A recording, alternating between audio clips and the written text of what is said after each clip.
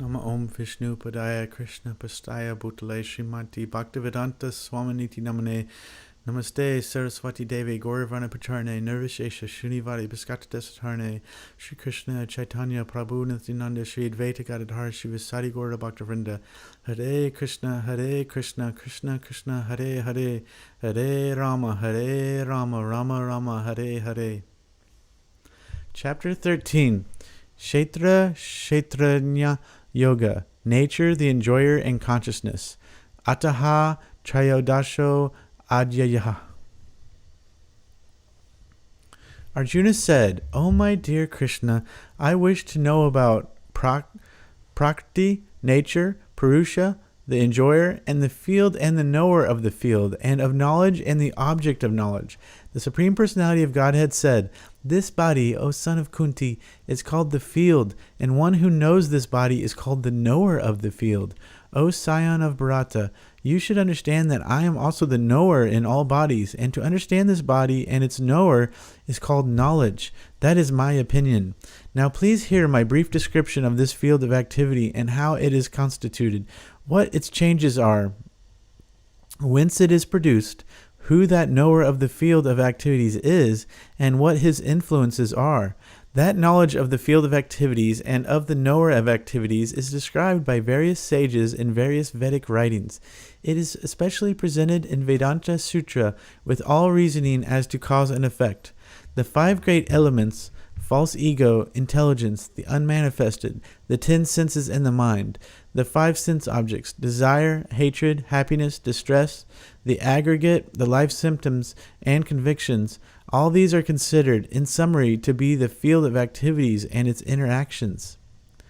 Humility, pridelessness, nonviolence, tolerance, simplicity, approaching a bona fide spiritual master, cleanliness, steadiness, self-control, renunciation of the objects of sense gratification, absence of false ego, the perception of the evil of birth, death, old age, and disease, detachment, freedom from entanglement with children, wife, home, and the rest, even-mindedness amid pleasant and unpleasant events, constant and unalloyed devotion to me, aspiring to live in a solitary place, detachment from the general mass of people, accepting the importance of self-realization, and philosophical search for the absolute truth.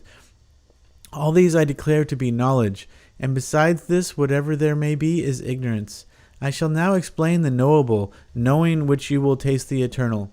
Brahman, the spirit, beginninglessness, and subordinate to me, lies beyond the cause and effect of this material world.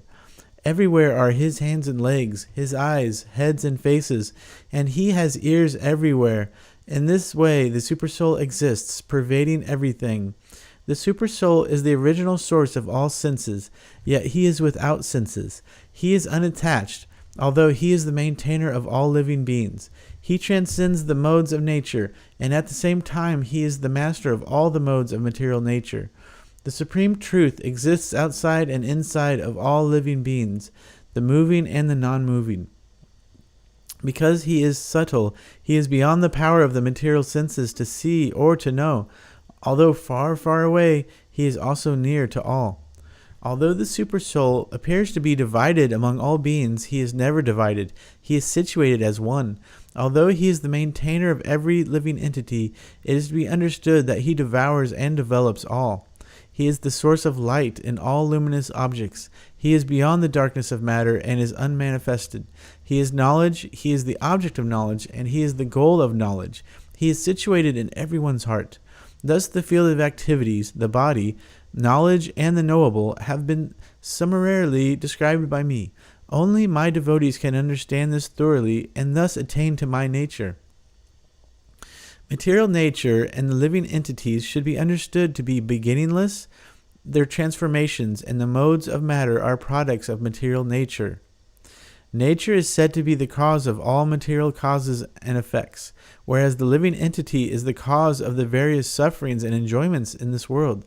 The living entity in material nature thus follows the ways of life, enjoying the 3 modes of nature. This is due to his association with that material nature. Thus he meets with good and evil among various species. Yet in this body there is another, a transcendental enjoyer, who is the Lord, the supreme proprietor, who exists as the overseer and permitter, and who is known as the Supersoul.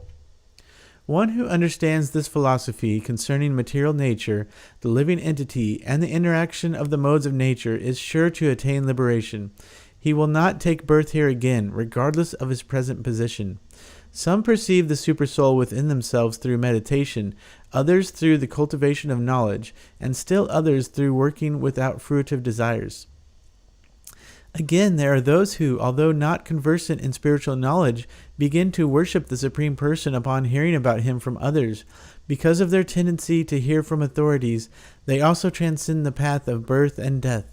O chief of the Bharatas, know that whatever you see in existence, both the moving and the non-moving, is only a combination of the field of activities and the knower of the field. One who sees the Supersoul accompanying the individual soul in all bodies, and who understands that neither the soul nor the Supersoul within the destructible body is ever destroyed, actually sees. One who sees the Supersoul equally present everywhere, in every living being, does not degrade himself by his mind. Thus he approaches the transcendental destination. One who can see that all activities are performed by the body, which is created of material nature, and sees that the self does nothing, actually sees. When a sensible man ceases to see different identities due to different material bodies, and he sees how beings are expanded everywhere, he attains to the Brahman conception. Those with the vision of eternity can see that the imperishable soul is transcendental, eternal, and beyond the modes of nature. Despite contact with the material body, O Arjuna, the soul neither does anything nor is entangled. The sky, due to its subtle nature, does not mix with anything, although it is all-pervading. Similarly, the soul situated in Brahman vision does not mix with the body, though situated in that body. O son of Bharata, as the sun alone illuminates all this universe, so does the living entity, one within the body, illuminate the entire body by consciousness.